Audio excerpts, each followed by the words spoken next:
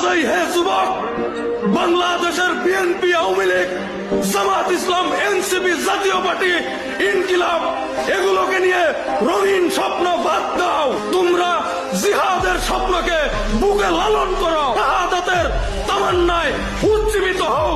এই হিন্দুস্তানের সাথে যুদ্ধ করার প্রস্তুতি নাও।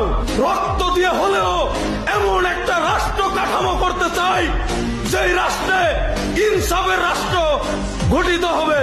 আর ইনসাফের রাষ্ট্র বলতে বোঝায় কাউকে আবারও ন্যায় বিচার পেতে হলে সে বিএনপির কর্মী, জামাত ইসলামের কর্মী, জাতীয় পার্টির কর্মী, এনসিপির কর্মী, এগুলার থানায় যায় বলার কোনো দরকার নাই, দরকার পড়বেও না ইনশাআল্লাহ তাআলা। সে একজন বাংলাদেশী নাগরিক, এটাই তার সর্বোচ্চ পরিচয় থাকবে। সে কোন দলের কর্মী, কোন দলের নেতা, কোন লীগের কি, এগুলো বলার কোনো দরকার নাই।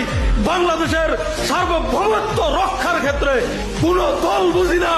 হিন্দুস্তানের সাথে লড়াই করার জন্য মার খাও, জেলে যাও, রক্ত